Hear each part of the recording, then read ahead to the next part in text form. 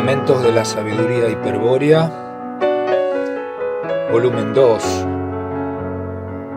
inciso La Orden La Gragal de Agartha, custodia de los libros de cristal. Artículos F y G.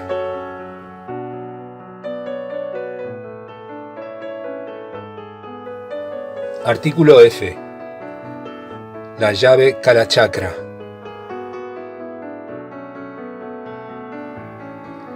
La historia que hemos referido en el artículo anterior y que se halla registrada en la serie cronocultural del sagrado libro de cristal Tirodal nos cuenta alegóricamente sobre un prodigio incomprensible y sobre una hazaña inconmensurable. El prodigio lo constituye sin ninguna duda la llave Kalachakra, la creación genial de los Siddhas traidores que otorga naturaleza universal al encadenamiento espiritual. Y la hazaña, sin medida, consiste en haber partido la llave Kalachakra y en haber comprendido sus partes por separado. Esta hazaña permitió a Wotan liberarse de su propio encadenamiento y concebir una vía estratégica de liberación espiritual, apta para todo Virya. Sobre el significado de aquel prodigio y de esta hazaña haremos algunos comentarios. Comencemos por la llave Kalachakra. Ya mencionamos que los Siddhas leales poseen el conocimiento suficiente como para constituir sistemas reales artificiales. Los libros de cristal de la biblioteca de Agartha son un ejemplo de tales construcciones. Pues bien, la llave Kalachakra es también un sistema real, artificial, el más poderoso sistema real artificial jamás construido dentro de los límites del sistema solar. Y este producto de la más elevada genialidad es desde luego obra de los Siddhas traidores. No obstante que en el superobjeto axiológico, la resignación de Wotan, la llave Kalachakra está descrita con otro material simbólico. Es fácil comprobar que se trata de un sistema real. El paletón con la espiral o signo del dolor equivale al objeto cultural emergente, OCE. El asa octogonal con el signo del origen representa al objeto cultural referente, OCR, y la tija de hierro que une ambos signos corresponde a la conexión de sentido o registro cultural del sistema real artificial. Figura 85. En síntesis, en el sistema estructural de la sabiduría hiperbórea, la llave Kalachakra de los Siddhas traidores corresponde a un sistema real artificial. Al Virya perdido, que justamente es víctima de su acción, le resulta imposible comprender las dimensiones de este enorme sistema real. Empero, ellas podrán ser intuidas en alguna medida si se atribuyen al sistema real Kalachakra las propiedades universales de un arquetipo, como si se tratase de un verdadero arquetipo. En efecto, todo Virya participa de la influencia universal de la llave Kalachakra. Esta enorme potencia sugiere las características titánicas del sistema real Kalachakra y plantea dos lógicos interrogantes. ¿Para qué fue construida la llave Kalachakra? ¿Y cómo pudo construirse un sistema real artificial de dimensiones arquetípicas universales? A estos interrogantes se responde en los siguientes comentarios. Primero, ¿para qué fue construida la llave Kalachakra? Respuesta: la llave Kalachakra fue construida para posibilitar el encadenamiento espiritual, vale decir, ya explicamos en distintas partes de la obra la técnica de la clave genética de los Siddhas traidores, mediante la cual se resigna el designio humano y se causa el encadenamiento espiritual. Pues bien, esta causa solo es posible por la acción universal de la llave Kalachakra. Es decir, pues, aclarar de qué modo posibilita la llave Kalachakra el encadenamiento del espíritu. Ello no será difícil si recordamos que todo ente designado presenta una doble determinación ontológica, un término universal, procedente del arquetipo universal, y un término particular, afirmado por el aspecto logos del demiurgo. El término universal del ente, su ser en sí, le otorga existencia universal e impulso evolutivo, en tanto que el término particular, el designio o ser para el hombre, le asegura existencia individual específica. En el caso del Pasú, a la naturaleza humana que el arquetipo Manú otorga al microcosmos potencial, pone término individual la matriz esencial supuesta por el aspecto logos. Existe así el Pasú, el animal hombre que progresa evolutivamente hacia la entelequia Manú o microcosmos actual. En síntesis, el principio de individuación del designio demiúrgico, la matriz esencial, sólo actúa para poner término particular a las determinaciones a priori del arquetipo Manú. La naturaleza humana universal procedente del impulso evolutivo posibilita la existencia individual. Pero he aquí que la clave genética de los siddhas traidores, causante del encadenamiento espiritual, consiste en resignar el designio humano, es decir, en modificar el principio de individuación humano.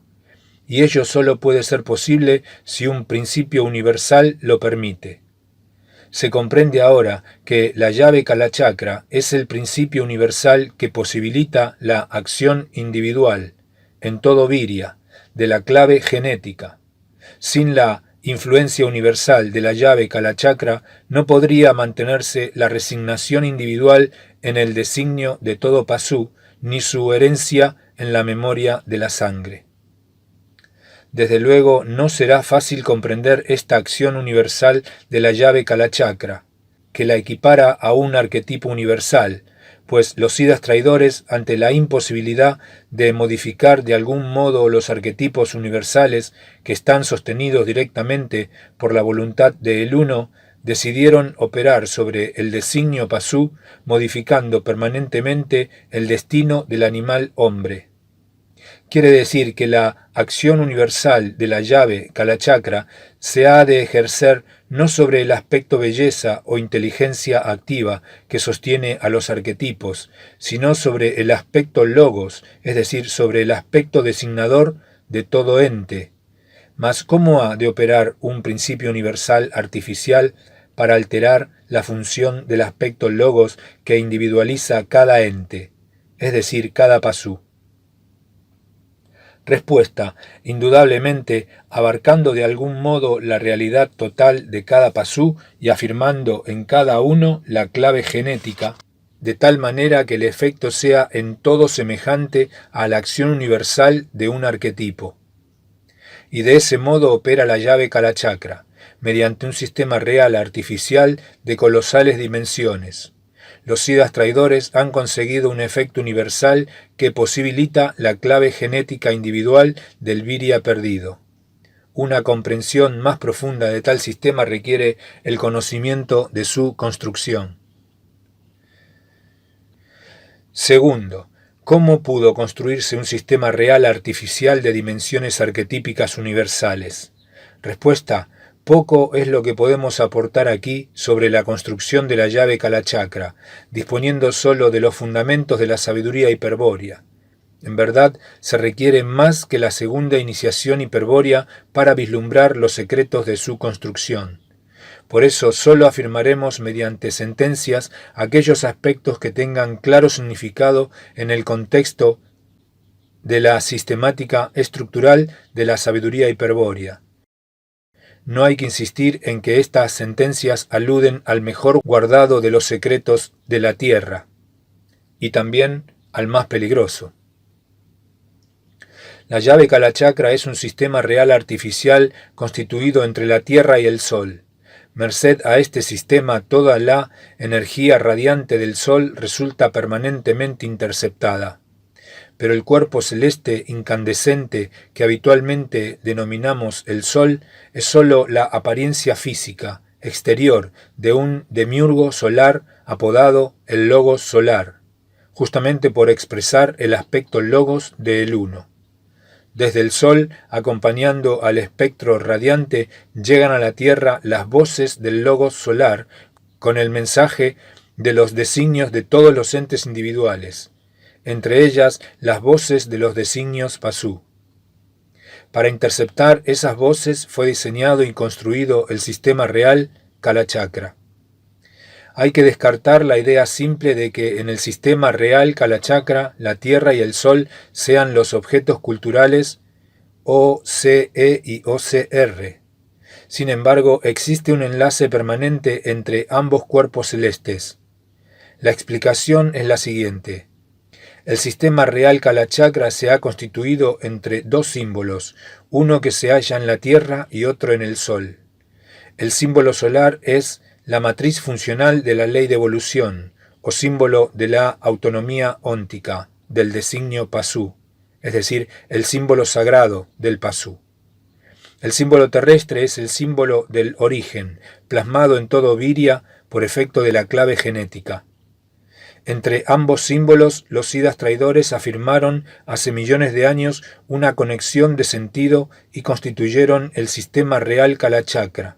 Por eso, en todo momento, existe un registro cultural invisible entre la Tierra y el Sol. A través de ese enlace, recorriendo su dimensión e extensión, deben circular las voces del aspecto Logos, los designios Pasú que serán así resignados por el símbolo del origen. Siendo la llave Kalachakra un sistema real, puede ser representado analógicamente por la figura 81. Hemos de suponer entonces que el objeto cultural emergente está en el Sol, aunque como tapasigno emergente, se manifiesta en la Tierra. Este objeto cultural emergente no es otro que el símbolo sagrado del Pasú, la espiral, es decir, el signo del dolor.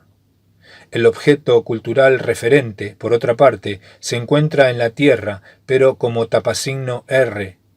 También está en el Sol, tal objeto cultural referente, por supuesto, es el símbolo del origen. El funcionamiento del sistema real consiste en adjudicar un valor particular al OCE o matriz funcional de la ley de evolución mediante la conexión de sentido con el OCR o símbolo del origen.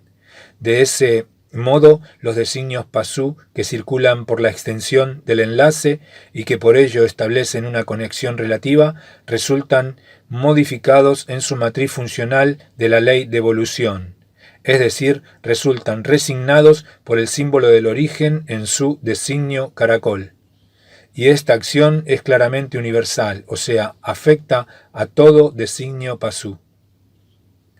El esquema de la figura 81 tiene aún otra importante utilidad, aparte de mostrar cómo funciona la llave Kalachakra.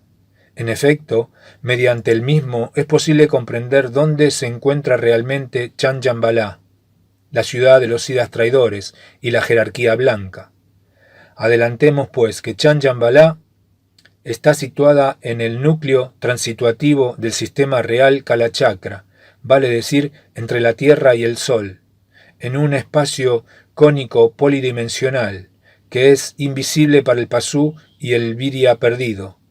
Sabiendo ahora dónde está ubicada la morada de los Siddhas traidores, ha de ser claro el siguiente principio estratégico. Quien atenta contra el encadenamiento espiritual desestabiliza a Chanjanvala. Con otras palabras, quien disminuye el número de espíritus hiperbóreos encadenados, por ejemplo, revelando una vía de liberación espiritual, como hizo Wotan, debilita el enlace del sistema real Kalachakra y pone en peligro la existencia de la ciudad maldita.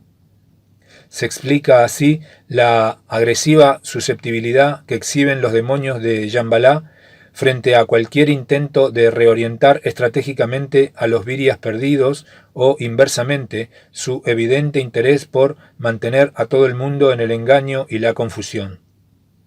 Naturalmente, hoy día, en plenas tinieblas del Kali Yuga, las bases de Shambhala son más fuertes que nunca. Sin embargo, no hay que desesperar. A esta situación pondrá fin la próxima venida del Führer. Cuando la sangre pura de los Eternas SS obligue a la ciudad del horror a emerger delante del sol, y la tierra parezca cóncava. Mas conocer dónde se encuentra Chanyambalá no sirve de mucho si no se indica dónde se hallan sus puertas, porque espantosa abertura se ingresa al mundo de la maldad sin nombre. Pero la respuesta es simple, aunque pueda sorprender a los virias perdidos. En todas partes, es decir, la puerta se encuentra en cualquier sitio en que se afirme la tapasigno E del sistema real Kalachakra. ¿Por qué? Respuesta, porque el sendero a Chanyambalá comienza en la cámara de entrada del registro real Kalachakra, es decir, en la tapasigno E. Y hay que notar que, al estar la extensión del sistema real entre la Tierra y el Sol, no es necesario colocarse en iniciado hiperbóreo en presente comprensivo para enfrentar la tapasigno, pues el sistema real Kalachakra ofrece de frente su comprensión. Basta solo con afirmar frente al Sol el símbolo sagrado del Pasú para que la tapasigno E ceda el paso a la cámara de entrada. Hay que aclarar que a los virias no les resulta fácil abrir esas puertas, y ello por dos motivos principales.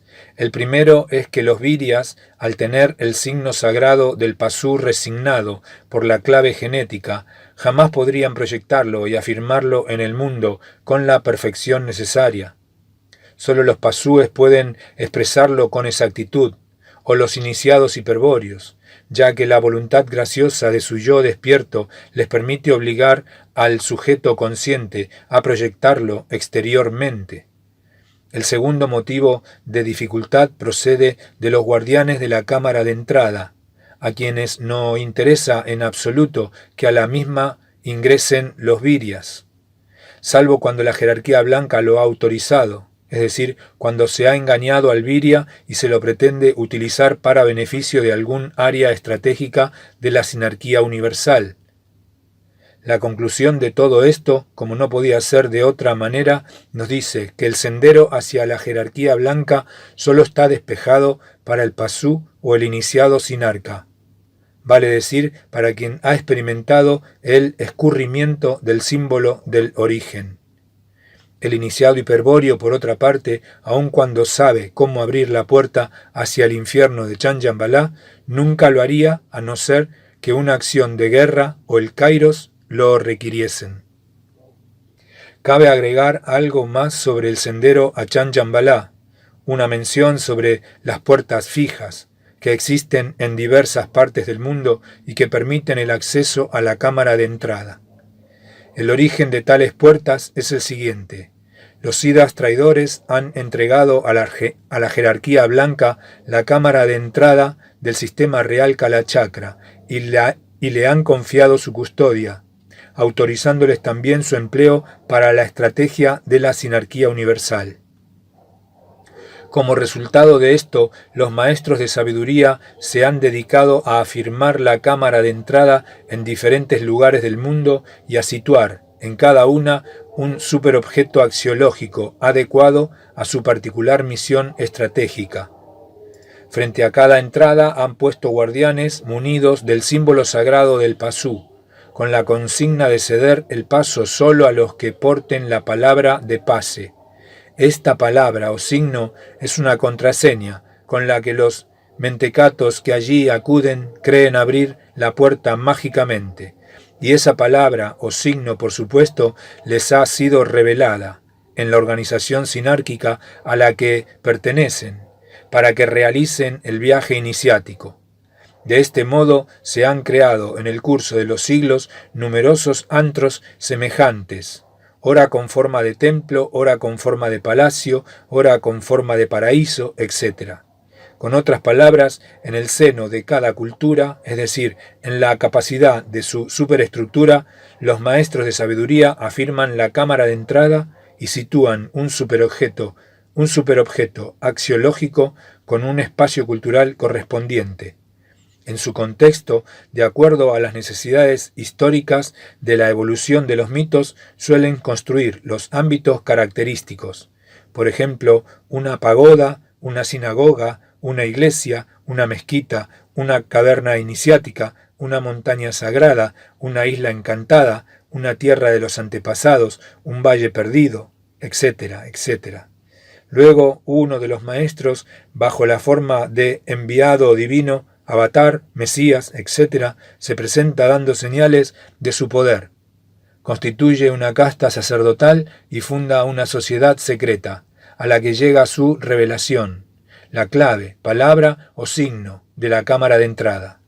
No vale la pena detallar por qué es fácil imaginarlo, la cantidad y variedad de patrañas que se han gestado de modo análogo. Y todo eso con el único fin de mantener el control sobre los linajes hiperbóreos confusos hasta el día en que la sinarquía universal consiga entronizar sobre la tierra a la grasa sagrada del demiurgo. Es claro, finalmente, que la presencia de la cámara de entrada en distintos lugares del mundo ha inducido a mucha gente despistada o carente de imaginación o simplemente devota de la jerarquía a sostener ciegamente que en tales lugares está localizada la mismísima Chanyambalá. Esas personas, por supuesto, creen que Chanyambalá es una ciudad de santos y no sospechan ni se atreven a imaginar que en realidad se trata de una base espacial de seres extraterrestres. Artículo G. El misterio del laberinto. En el sagrado libro de cristal Tirodal, construido por Wotan, está registrada su inconmensurable hazaña, la comprensión de la llave Kalachakra. En el artículo E se ha descrito el contenido del superobjeto axiológico, la resignación de Wotan, referido a la consumación de tal hazaña. Pues bien, explorando otro superobjeto posterior, titulado El misterio del laberinto, se puede conocer el legado que Wotan hace a todos los linajes hiperbóreos, la revelación del encadenamiento espiritual y el modo de liberar al espíritu encadenado. La sabiduría hiperbórea afirma, pues, que el gran As ha sido el verdadero fundador del antiquísimo misterio del laberinto, cuyos ecos culturales, distorsionados por la acción enemiga, han llegado hasta nuestros días. Desde un comienzo, al misterio del laberinto solo se ha podido acceder por medio de una iniciación hiperbórea, siendo varias las vías iniciáticas que los siddhas leales han presentado a los virias, en los distintos siglos y culturas, para la liberación espiritual. La vía de la oposición estratégica, por ejemplo, es la última interpretación del misterio del laberinto. Esta vía, revelada por los siddhas leales a la orden medieval Einhjar, es utilizada actualmente por la orden de caballeros Tirodal como base de sus 3 grados de iniciación. El misterio del laberinto es así conservado por los caballeros Tirodal, pero la instrucción iniciática se efectúa con conceptos modernos, mediante el modelo estructural de la sabiduría hiperbórea. Sin embargo, la idea general que se revela en el misterio del laberinto ya ha sido expuesta simbólicamente en la alegoría del yo prisionero. Allí se concluye en efecto que la única posibilidad de liberación radica en 2 actos inseparables. Primero hay que despertar y orientar al prisionero. Segundo hay que enseñarle la salida secreta, revelarle el modo de escapar de la prisión. Ahora podemos agregar que el primer acto, despertar y orientar, representa la preparación al misterio del laberinto. Es decir, la etapa preiniciática es lo que hacen los futuros caballeros Tirodal cuando estudian los fundamentos de la sabiduría hiperbórea. El segundo acto, en cambio, conocer la salida, constituye la iniciación propiamente dicha. Solo los iniciados hiperbóreos pueden ejecutar este acto. A los caballeros Tirodal, por ejemplo, la primera iniciación les concede la visión permanente del Selbst, esto es, la salida hacia el Bril, además de asegurar la inmortalidad del yo. En síntesis, la vía de la oposición estratégica que domina la orden de caballeros Tirodal por medio del modelo estructural de la sabiduría hiperbórea es, históricamente, la última interpretación del misterio del laberinto, Como veremos, sus objetivos son los mismos que propuso Wotan en un principio. ¿Y qué propuso Wotan luego de comprender la llave Kalachakra? Respuesta: Wotan redujo el problema del encadenamiento espiritual, de la vida y de la muerte, a términos alegóricos o míticos, semejante a los de el yo prisionero, es decir, planteó el problema en dos fases. Primera fase, despertar y orientar al yo. Segunda fase, revelar la salida secreta. Para resolver este problema, Wotan propuso una solución en dos pasos. Primer paso, despertar y orientar al yo mediante tiro de Ingibur, el signo del laberinto exterior. Segundo paso, revelar la salida secreta directamente al yo mediante la gnosis del laberinto interior. Todos los signos revelados por Wotan son sagrados para el Virya. Lo han sido durante milenios las runas y entre ellas la más sagrada de todas, Tirodal, la expresión de su nombre. Empero, el que ha sido considerado por excelencia como el símbolo sagrado del Virya es Tiro Dingibur, el signo del laberinto exterior que Wotan propusiera como primer paso de la solución al problema del encadenamiento espiritual. Este signo se opone esencialmente, desde luego, al símbolo sagrado del Pasú, cuyo signo es la espiral exterior. Es por eso que, aunque Tirodingibur ha llegado sémicamente completo hasta nuestros días, su significado y origen ha sido degradado y deformado por la estrategia cultural enemiga, en base a un plan del cual se dará cuenta en el próximo inciso.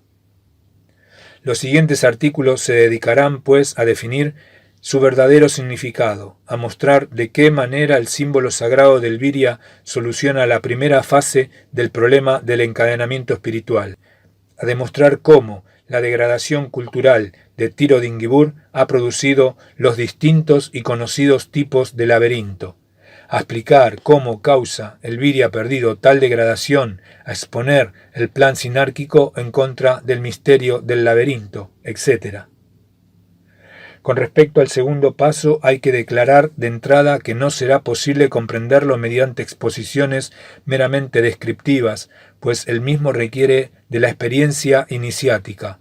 Solo comprenderá el segundo paso quien ejecute el acto propuesto, esto es, quien efectúe el tránsito por la salida secreta. En otro artículo se brindará una aproximación analógica a la primera iniciación, al misterio del laberinto, que aclarará, tal vez, en qué consiste el acto concreto del segundo paso. Aquí solo podemos repetir, como apelación a la intuición, la idea general, varias veces mencionadas en Fundamentos de la Sabiduría Hiperbórea. Ante todo, el yo perdido o prisionero en el sujeto anímico debe despertar y orientarse hacia el origen, es decir, debe localizar el punto tau. Luego, mediante la salida secreta hacia el punto tau, hacia el origen, conseguirá su efectiva liberación. En esto consiste el segundo paso, la iniciación hiperbórea. Con otras palabras, el iniciado hiperbóreo, el que ha desencadenado su espíritu o está en vías de lograrlo, es aquel que ha situado su yo en el punto tau, en el origen del encadenamiento. Esta posibilidad es la que se concreta al ejecutar el segundo paso propuesto por Wotan, cuando, al hallar la salida secreta del laberinto interior, el yo queda resignado con la sagrada runa Tirodal. Durante el desarrollo del siguiente inciso se demostrará que el primer y segundo paso de la solución al problema del encadenamiento espiritual se basan en la comprensión de un solo signo, Tiro Dingibur, el laberinto exterior de Wotan. El primer paso, despertar y orientar, se alcanza efectivamente luego de comprender el significado del símbolo sagrado del Virya, es decir, estudiando el signo laberinto exterior. El segundo paso, conocer la salida secreta por donde el yo perdido habrá de avanzar hacia el punto tau y hacia el self, se consigue por medio de la función operativa del símbolo sagrado del Virya, es decir, que se pone en práctica en el kairos de la iniciación hiperbórea. Indudablemente, Todo el misterio del laberinto está contenido en el símbolo sagrado del Viria. Lo que se ha hecho con los fundamentos de la sabiduría hiperbórea es ofrecer los elementos necesarios y suficientes para aproximar al Viria, a esta altura del Kali Yuga, al significado del laberinto exterior de Wotan. Tales elementos, por supuesto, consisten en un contexto estructural que, si bien no permite comprender a las runas noológicas que componen al símbolo sagrado del Viria, por lo menos lo sostienen con sus correspondencias arquetípicas y no impiden sugerir su significado trascendente. De aquí que, en el siguiente inciso, luego de explicar el significado del laberinto exterior en el contexto estructural de la sabiduría hiperbórea, se insista con tenacidad en aclarar su función operativa. Se intentará de ese modo, por la vía de una intuición consecuente, inducir la comprensión noológica del símbolo sagrado del Viria, comprensión que ya no abarcará el significado meramente estructural y por eso requerirá de una fundamentación ética. Esto no debe sorprender porque la comprensión noológica es la aprehensión del símbolo sagrado del Viria por parte del yo. Sin la intervención del sujeto anímico, vale decir, es la aprehensión realizada por un ser cuya esencia es la voluntad graciosa y cuyo acto es el honor. La comprensión noológica es entonces un momento ético.